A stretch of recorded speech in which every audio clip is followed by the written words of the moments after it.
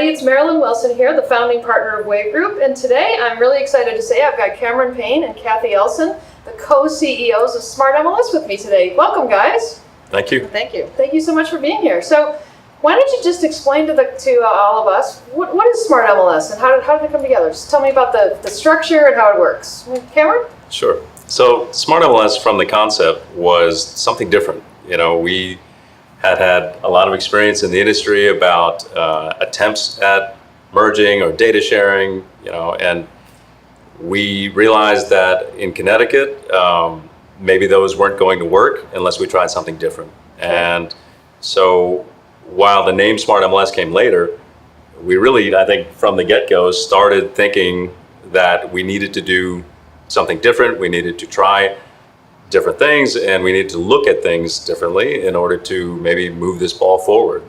Kathy and I had been working on opposite sides of a border for a long time, and it seemed like an opportunity for us, if we tried something new, to maybe get some forward momentum on pulling our two organizations together. Wonderful. Gotcha. So, Connecticut, and any people that have been in the industry a long time know you guys have been trying to do this for a while, right? Kathy, what was different this time? How were you able to, pull it all together and make it happen? So it really started out this fall when, after looking at a data share that and working closely together, and with the two organizations working closely together, seeing that we're far more similar than different, and looking at the staffs and the structure and how we operate, that we could be much stronger together. That a divided Connecticut, even with a data share that we were working on, we still wouldn't be 100% together, and our talents just melded together. So it was, after 10 years, was a natural fit. And that's interesting. I'm hearing that as we're talking to more and more folks that have had success with consolidation. I'm hearing that. I guess it's kind of like anything, right? The truth is most MLSs do similar kinds of things and have similar focuses, and yet sometimes we get, people next door, they're different than we are, and it seems like that's really true. Once you really start to get inside, you realize, we really are more similar than we're different. It's pretty neat. And often, I think, complementary, which was Yes. the skill sets between Kathy and myself, and also our staffs. They really complement each other. We're stronger together than we were separate. Yeah, that's great. Yeah, because everybody's got their core competencies, right? Right. Absolutely. So, was there a particular group or a person, or was it the two of you that got together? How did the new discussion, begin this time around? Well, and jump in, at any time. We both have, our own parts to this story. For the Connecticut MLS side, the board of directors basically said, do we want to do this? Do we want to talk to the Fairfield County MLS? And if so, what shape will that take? Is it data sharing? Is it outright merger? And so what our board did was say, okay, nothing is off the table. And we're going to appoint an individual who is not the president to spearhead this effort. Okay. And I think that really played a role. That individual just did a phenomenal job by reaching out to Kathy directly, reaching out to their board, and essentially gaining their trust. The fact that it was not the president, in my opinion, was important. Okay. And kudos to my president at the time for recognizing that it didn't become an ego play or anything like that. Right. Gotcha. So from our side, that's kind of what happened, and then from Kathy's side? From our side, that reaching out and having just one-on-one discussions and bringing that information back to the board, and knowing the direction, what the board wanted to do and how they wanted to proceed, allowed those discussions to happen without big committees and making choices and being more micromanaged. So it was just a small collection of people that sort of figured it out and then brought it to the bigger group. it sort of went to a really small group, to a little bit larger group, and then to our boards of directors. So keeping it small kept us very nimble and let us go at a pretty fast pace. Yeah, it sounds like it. When did you sort of begin the process, and how long did it take to get from that to? So up until late October, we were all in data share, a new version of a data share.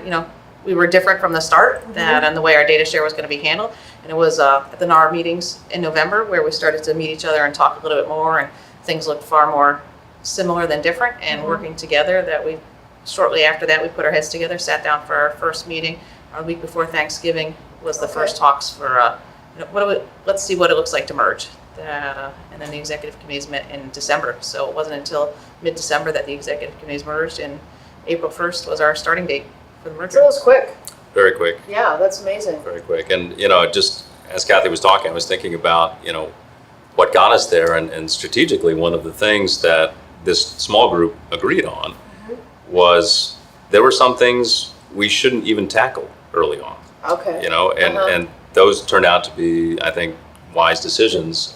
What like different types of technologies or? No, what kinds I of mean, things? for instance, the name was one thing. Why fight over it? It just Right. didn't matter until we got Right. further down the road. Positions, for instance, who would run it was not decided. It was, pushed down the road. Gotcha. Choice of directors, Yeah, the ultimate directors. We knew the number of directors, but who they were going to be was Uh-huh. pushed down. Where you were Greater Fairfield County and CTMLS, and very similar to what most people have, which is some sort of regional definition of the name. How did you get to Smart MLS, and what does it mean? Like, how did the group think that was a good idea?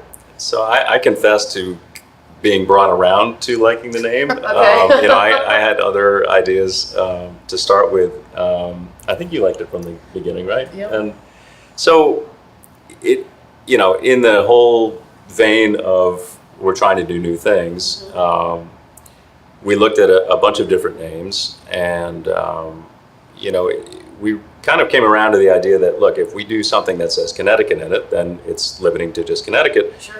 We're not opposed to doing data shares or anything else with other people, and with technology, it doesn't have to be contiguous states, so that wouldn't make sense.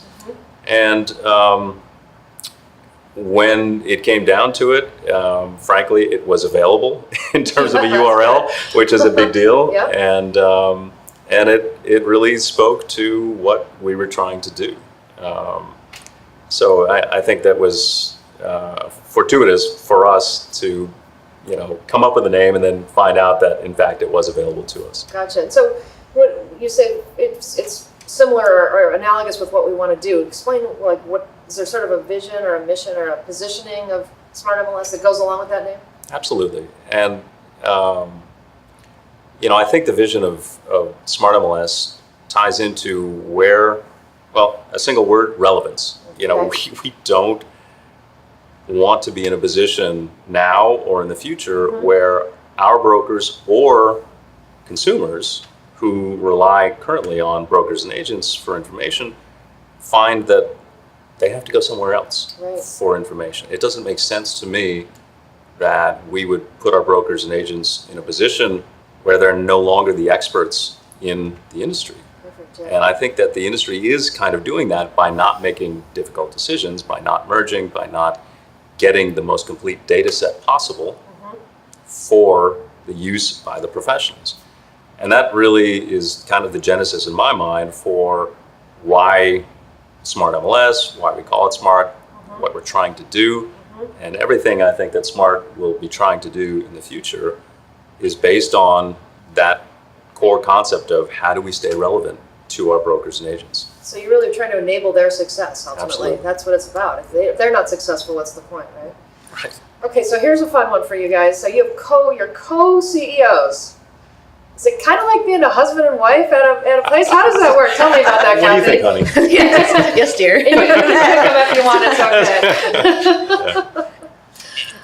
It's something unique in the industry that took a couple people by surprise, but it's working. It's part of the whole complementary process that the stuff that Cameron excels in isn't my strong suit, and vice versa. Okay. So it just sort of melds together and went into the whole decision-making process. It didn't have to be one or the other, because that would have. But you never bicker or anything like husband and wife, do you? Never. I know I never do, so. Never, never.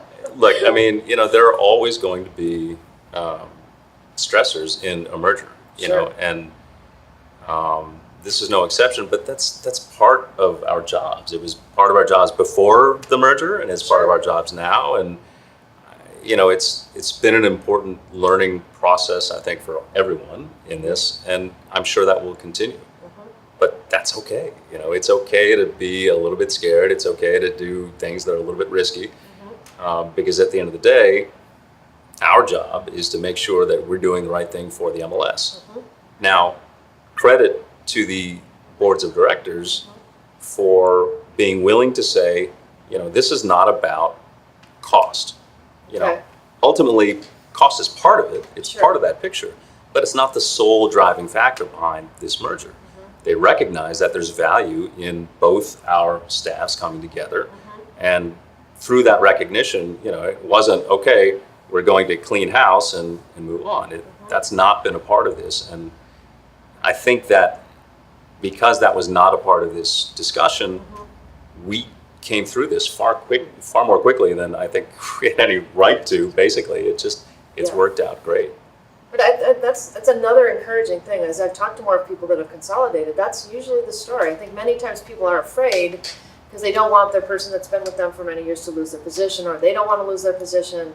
And the truth is, like you say, if you're not driven by purely by efficiency and cost savings, if you're driven by brokers need better services and need broader territories and broader opportunities, then all of that can take care of itself. Yeah, and So and it's if exciting. and if we were willing, Yeah. why would we willingly why would anyone willingly put us in a situation where we would lose the combined years of information and experience that we bring to the table, Right. which is significant. I mean, Kathy and I have both been in this industry for like 15 or more years. I mean, so the one thing, directors took a lot of stuff off the table, but the stuff that was on the table was no one was going to lose their job.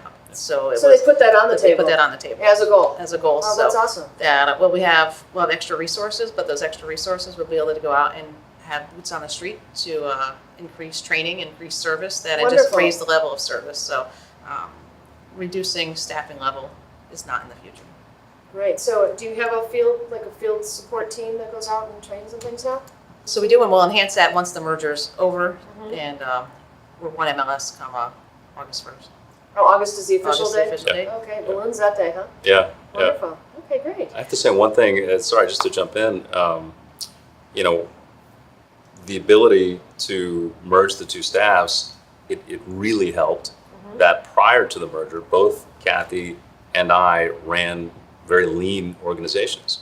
Okay, Gotcha. Both of us ran for our size with fewer staff members than what the industry average is. okay. So, we were able to make a very credible argument putting this together that even combined, we really didn't have, overage in terms of staff. So you weren't bloated or Exactly. overstated in any way. It You're helped a lot. still efficiently staffed. Right. Makes sense. Gotcha. No, and the staffs today are extremely super giddy about Yeah. making Are this they? happen. Oh, I've that's never seen a great. happier group of Really? 25 people. It's That's wonderful. Why do you think they're so happy? What is it that's working for them? I think there's such a need for it, and Okay. things have been tight, tense between us for so many years, and then just coming together and dropping all that and doing what's best for our combined 17,000 members is truly what each of the staffs want. So coming feels together good, as one huh? has been really It good. does. Yeah. That's great.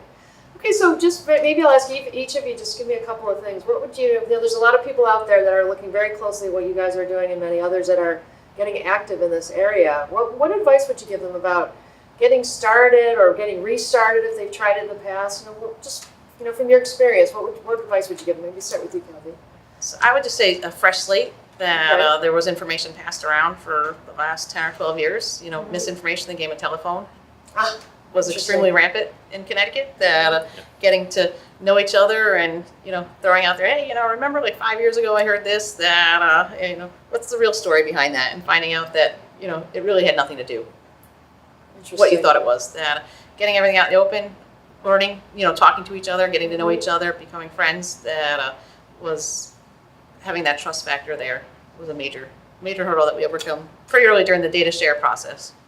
That's great. Okay. Cameron?